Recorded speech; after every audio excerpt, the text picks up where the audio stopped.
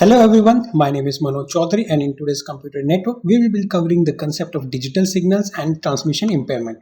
We have already covered the concept of analog and digital signal, the characteristics of an analog signal like peak amplitude, phase, wavelength, period and frequency, and many more such concepts have been covered. Also like periodic and non-periodic, these are two different forms of signal. If you have not watched those videos, do go back and watch those videos. I will provide the link in the description as well as in the I button. Okay, let's start with the video.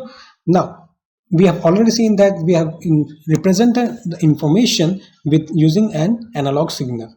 But the information can also be represented using a digital signal as well. So if we want to represent any sort of voltage or current, then we can use 1 and 0, which are in the form of digital signal, where 1 will show that there is a positive voltage present, which means that there is some sort of signal, and 0 will represent that there is no signal.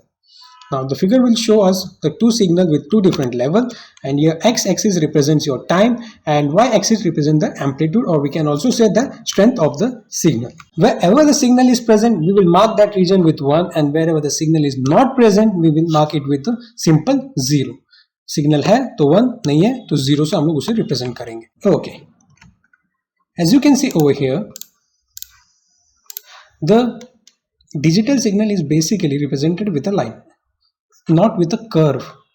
Curve जो था वो analogue में हम लोग use करते हैं, and यहाँ पे सिंपल अगर देखा जाए तो एक रेक्टेंगुलर फॉर्म में हमारा जो है डायग्राम बनने वाला है. Let's check that.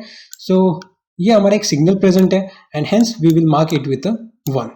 जहाँ पे सिग्नल नहीं है that region will be mark with simple 0, and again where the signal is present it will mark with 1, and wherever the signal is not present that portion will be marked with 0. So in this case हमारे पास जो diagram बना है या फिर हमारा जो signal बना है वो इस वे में है, starting with 1 0 1 1 0 0 1. So basically digital signal हम लोग बिट्स के फॉर्म में रिप्रेजेंट करेंगे. जहाँ पे सिग्नल है तो 1 बिट हमें वहाँ डालना है, एंड जहाँ पे सिग्नल नहीं है 0 bit we will have to use over there. So hope so आपको ये डायग्राम कैसे है वो समझ में आया रहेगा. And always remember the x-axis always represents your time and y-axis represent the strength of the signal. So in this case हम लोग ने यहाँ पे amplitude लिख दिया. Okay, one thing to be noted over here, bits क्या है? See, bits means either 0 होगा या 1 होगा. तो 1 भी bit है and 0 भी अपने आप में एक bit है. So this particular diagram it contains total 8 bits. हमारा जो signal है ये वाला, इसका bit rate will be 8 bits per second. If you represented कि अगर हमारा जो टाइम है यहाँ से यहाँ तक 1 सेकेंड है तो हमारा जो बिट रेट बनेगा यहाँ पे it will be with in 1 second it will B 8 bits. So 8 bits will be sent in 1 second. Bit rate होता क्या है वो चेक करते हैं. सी बहुत ज़्यादा जो digital signal most of the time digital signal जो होता है हम लोग नॉन पीरियडिक फॉर्म में रिप्रेजेंट करते हैं. नॉन पीरियडिक क्यों? बिकॉज हमें डिजिटल सिग्नल्स में वेरिएशंस देखने को मिलता है which of those variation we are not able to see in the analogue signal. यहाँ पे वेरिएशन एक तरीके से ज्यादा होता है, and hence non periodic form is the best way to represent your digital signal. And this यहाँ पे हम लोग ना period and frequency as we were using for the analogue signal to represent the characteristics of analogue signal, ये period and frequency हम लोग यहाँ पे यूज नहीं कर सकते प्रॉपरली या फिर अप्रोप्रिएट नहीं है ये दो कैरेक्टरिस्टिक्स. तो इसके ऑल्टरनेटिव हमारे पास जो अवेलेबल है it is the term bit rate. तो instead of frequency we will be using the term bit rate. तो फ्रीक्वेंसी क्या था? See frequency we can define as number of cycles which are covered in your completed in your 1 second. एक second में कितने number of cycles complete हो रहे हैं that is your frequency. Bit rate भी उसका ऑल्टरनेटिव है तो मीनिंग भी यहाँ पे सेम होगा. सिर्फ बिट रेट्स में यहाँ पे सिर्फ हम लोग बिट यूज करेंगे. So number of bits covered in 1 second will be representing your bit rate.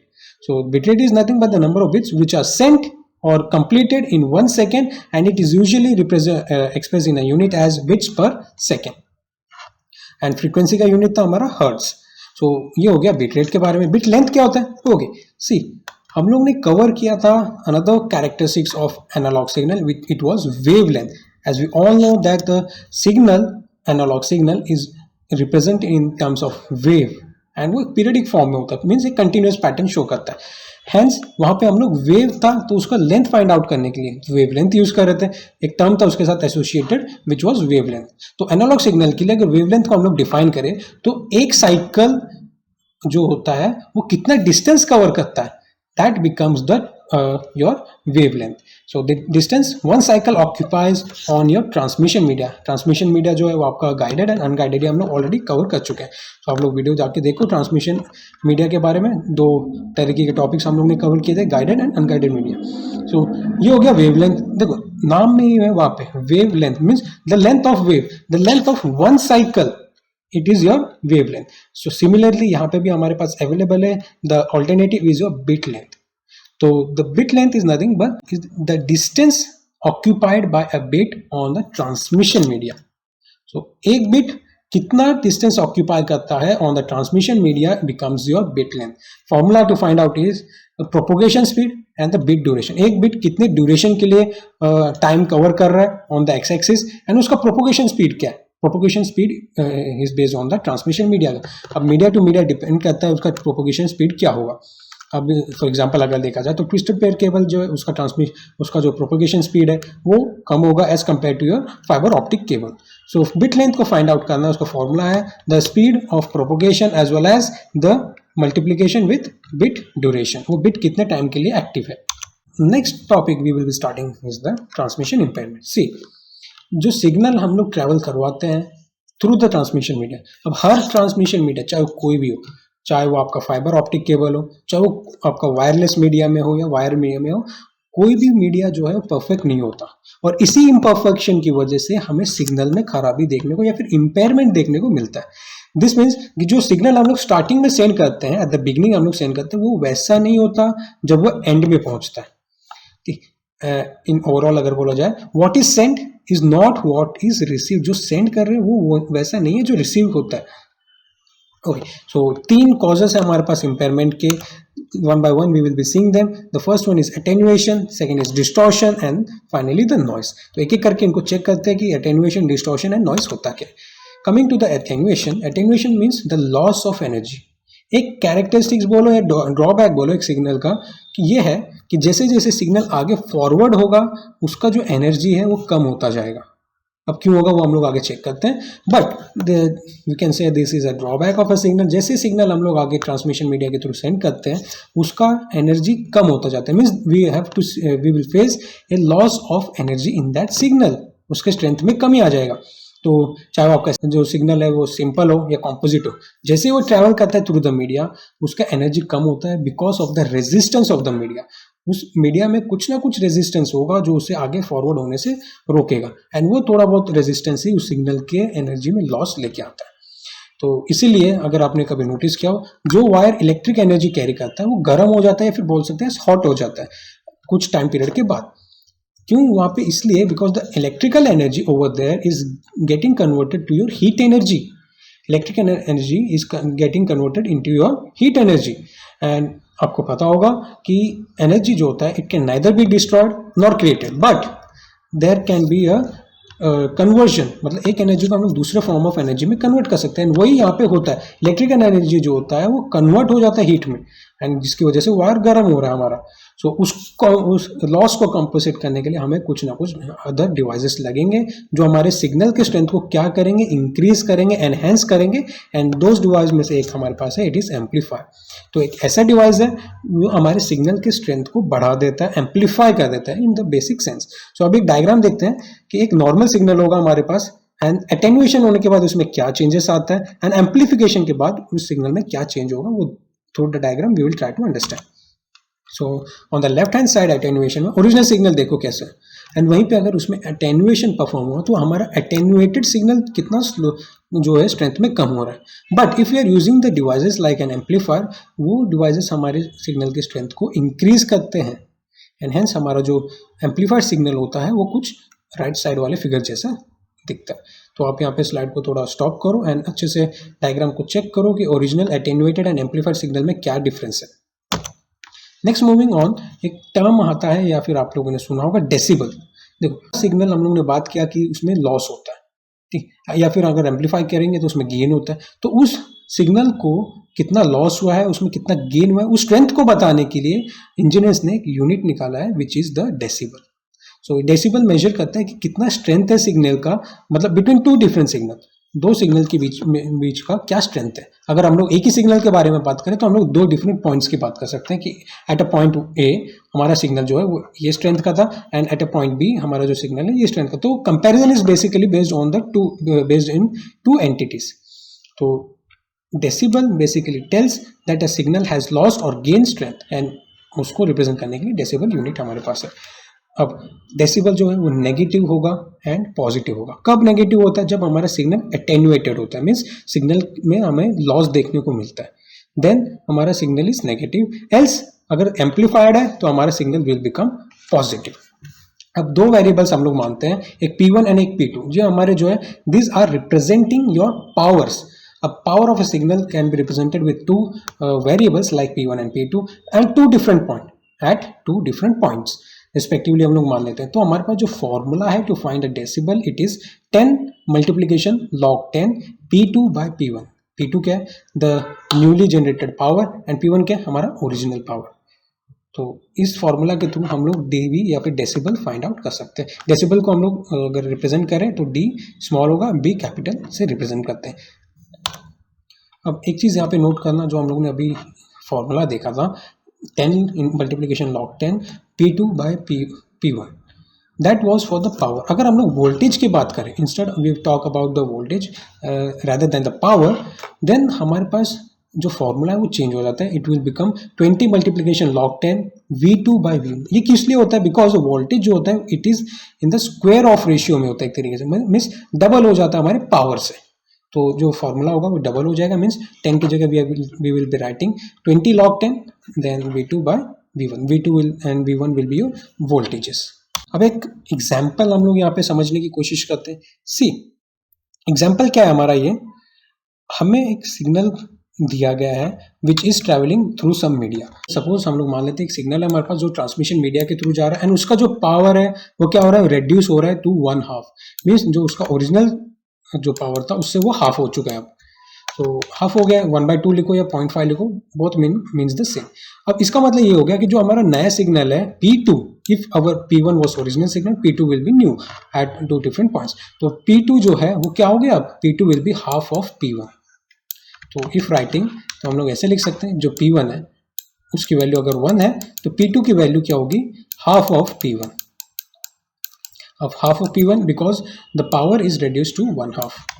Now अभी हमें क्या करना है? In this case the attenuation हम लोग कैसे calculate? Attenuation means the loss of power. अब लॉस है क्यों? क्योंकि नया जो सिग्नल है वो हाफ हो चुका है। हाफ हो गया मीन्स लॉस हो चुका है। डबल बोलते हैं तो हमें यहाँ पे गेन फाइंड आउट करना पड़ता, या बोल सकते हैं हम लोग एम्पलीफिकेशन फाइंड आउट करना पड़ता। ओके, नाउ एटेन्युएशन हम लोग कैसे फाइंड आउट करें? लॉस ऑफ पावर हम लोग कैसे फाइंड आउट करें? हमारे पास फॉर्मूला है, पावर की बात कर रहे हैं तो P2 by P1 मीन्स हमारा जो फॉर्मूला है it will be 10 log 10 then P2 divide by P1। Okay, ये हमारे पास फॉर्मूला है। Through this we can find out the loss और गेन इन द पावर। अब ये हो गया, इसमें हम लोग को वैल्यू पुट अप करनी है। P2 की वैल्यू क्या है? P2 is half of P1। अगर मैं हाफ को ऐसा लिख दूं 0.5 P1 तो वो भी सेम ही रहेगा, मीनिंग रिमेन्स द सेम। तो वही I have written over here. तो P2 की value I have written 0.5 into P1 and upon P1। तो अगर आपको यहाँ पे P1 की वैल्यू 1 लेनी है तो 1 ले लो, या फिर डायरेक्टली अगर आप इसे कैंसिल करोगे then also it remains the same. तो बचा क्या हमारे पास? 10 log 10 मल्टीप्लीकेशन मीन्स 0.5 का लॉग फाइंड आउट करना। इफ़ यू नो, अगर आपको लॉग फाइंड आउट करना आता है तो log 10 0.5 की जो वैल्यू होती है इट इज़ योर 0.3। आगे भी होता है, 0.3 के बाद भी होता है, लेकिन हम लोग थोड़ा एक डेसिमल तक ही लेने वाले हैं। सो 0.3 माइनस में 0.3 is the value of log 10 0.5, और उसके आगे भी यहाँ पे मल्टीप्लीकेशन यूज हुआ है, मीन्स 10 मल्टीप्लीकेशन माइनस 0.3। तो बचा क्या हमारे पास? Answer will be -3 decibel.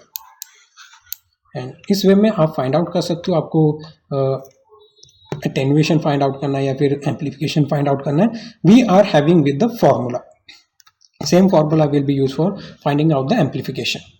Just आपको आना चाहिए कि लॉग कैसे कैलकुलेट किया जाता है। यहाँ पे मैंने डायरेक्टली यूज़ कर लिया value, finding it, फैचिंग it from the Google. Talking about the distortion, distortion देखो क्या होता है। एटेन्यूएशन हम लोगों ने चेक किया कि लॉस ऑफ एनर्जी होता है सिग्नल में। डिस्टॉर्शन का मीनिंग होता है कि सिग्नल अपने फॉर्म को या फिर अपनी शेप को चेंज कर रहा है। डिस्टॉर्शन जो होता है it basically occurs in a composite signal जिसमें अलग अलग फ्रीक्वेंसीज होंगी। कंपोजिट सिग्नल क्या होता है, जिसको हम लोग अलग अलग साइन वेव्स में डिवाइड कर सकें। एंड डिवाइड कर रहे मीन्स अलग अलग वेव का जो फ्रीक्वेंसी है वो अलग अलग हो, एंड वहाँ पे हमें सिग्नल में डिस्टॉर्शन देखने को मिलता है। अब हर एक कंपोनेंट जो होता है, सिग्नल कंपोनेंट जो होता है, उनका अपना अपना प्रोपोगेशन स्पीड होता है अलग अलग मीडिया के में, एंड इसी की वजह से डिले आता है व्हेन द मैसेज और when the signal is being arriving at the final destination. और इसी डिफरेंस की वजह से, डिले की वजह से हमारा जो सिग्नल है उसके फेज में चेंज आता है। और फेज में चेंज आया मीन्स उसके शेप में या उसके फॉर्म में चेंज आ जाता है। तो in other words if talked about signal component at the receiver have phase different from what had been send by the sender. Sender ने जो फेज सेंड किया था एंड रिसीवर ने जो रिसीव किया है, उनमें दोनों में बहुत ज़्यादा डिफरेंट आ जाता है। From this particular diagram you can check कि कैसे डिस्टॉर्शन हो रहा है, अकर हो रहा है at the sender and the in between the sender and the receiver. तो हमारे पास एक कंपोजिट सिग्नल है, over here you can check कि सिग्नल कैसा दिख रहा था। उसके बाद कंपोनेंट्स जो हमारे फेज में अवेलेबल है वो है यहाँ पे इन बोथ द साइड, आपके सेंडर और रिसीवर दोनों के साइड में। उसके बाद जो कंपोजिट सिग्नल रिसीव हुआ उसका शेप देखो, तो इससे हम लोग बोलते हैं डिस्टॉर्शन। जो एक्चुअल सिग्नल सेंड हुआ है एंड जो रिसीव हुआ है उन दोनों में बहुत ज़्यादा चेंज आ जाता है। And final coming to the noise as the last cause of impairment. Noise जो होता है is also an another cause of impairment.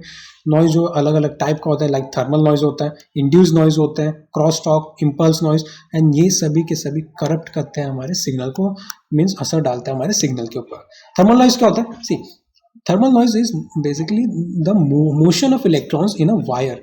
एक वायर के अंदर अगर इलेक्ट्रिक करंट जा रहा है तो मीन्स एक तरीके से इलेक्ट्रॉन्स जा रहे हैं, ठीक है, हेंस वहाँ पे इलेक्ट्रॉन्स जा रहे हैं एक जगह से दूसरी जगह, मोशन हो रहा है। तो वायर में उसकी वजह से क्या होगा, एक एक्स्ट्रा सिग्नल जनरेट हो जाता है जो कि ओरिजिनल नहीं होता as send by the transmitter. Means एक तरीके से एक्स्ट्रा सिग्नल अगर जनरेट हो रहा है, that becomes the part of your thermal noise due to the random motion of electron.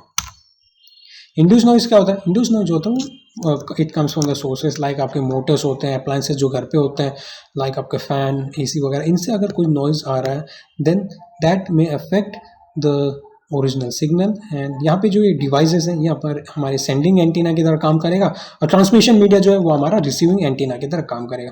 Cross talk क्या होता है? क्रॉस टॉक एक ऐसा इफेक्ट है जिसमें एक वायर का इफेक्ट दूसरे वायर के ऊपर दिखता है, एक वायर का असर दूसरे वायर के ऊपर दिखता है, that is your cross talk.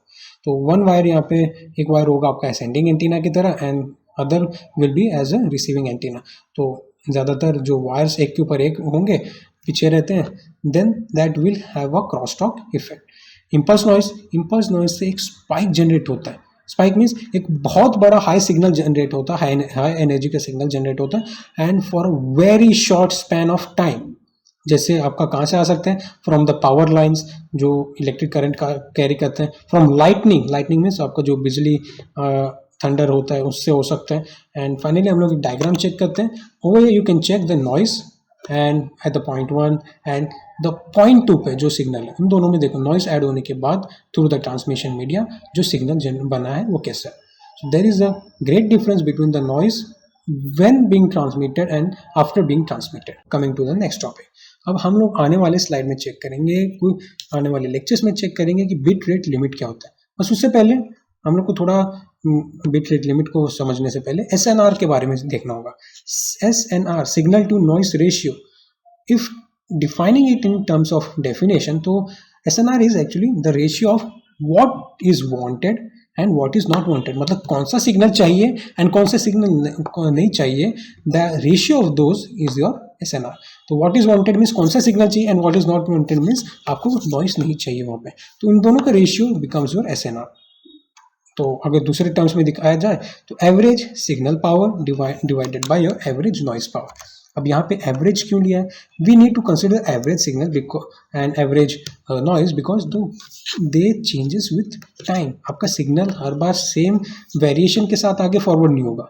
आपके सिग्नल में हमेशा सेम टाइप ऑफ नॉइज नहीं आएगा, नॉइज कभी ज़्यादा भी हो सकता है। वैसे ही आपका सिग्नल जो होता है कभी ज़्यादा कभी कम, एंड हेंस हम वहाँ पे एवरेज मान के चलते हैं। So defining SNR is equals to average signal power upon average noise power. So एक हाई SNR हमें मिल रहा है, इट मीन्स हमारा जो सिग्नल है वो लेस करप्टेड है बाय द नॉइस। अगर हमें लो SNR मिल रहा है, इट मीन्स हमारा जो सिग्नल है it is more corrupted by the noise. So because SNR is the ratio of two power, तो उसे हम लोग बेसिकली डिस्क्राइब करते हैं इन डेसिबल। इसका जो यूनिट है इट इज डेसिबल। तो SNR dB we can write it as like this. Formula है इसका भी सेम, 10 log 10, यहाँ पे जो स्टार्टिंग में लिखा है it is 10 multiplication log 10 and into SNR। SNR कैसे फाइंड आउट करेंगे? SNR का formula we have already seen. SNR is average signal power upon average noise power. तो जिसका जो भी आउटपुट आएगा तो हम लोग यहाँ पे SNR में पुट अप करेंगे एंड लॉग के थ्रू उसका आउटपुट निकालेंगे एंड मल्टीप्लीकेशन कर देंगे 10 से, तो हमें एक SNR dB की वैल्यू मिलेगी जो बताएगी हमारा सिग्नल है either it is less corrupted और मोर करप्टेड। तो ये एक डायग्राम और है हम लोग ने यहाँ पे चेक किया। यहाँ पे दो केस हम लोग देख रहे हैं SNR के, एक हाई SNR चेक करो एंड एक लो SNR। If you can see in the large या फिर हाई SNR, एक जो नॉइस ऐड हुआ है छोटी क्वांटिटी बोलो या मात्रा में, ऐसा हम लोग बोल सकते हैं। But as talking about the small SNR, जो नॉइस है वो हाई अमाउंट में ऐड होता है। That's all for today's video. Hope you like this. If yes, do give this video a thumbs up, do share and subscribe to this channel.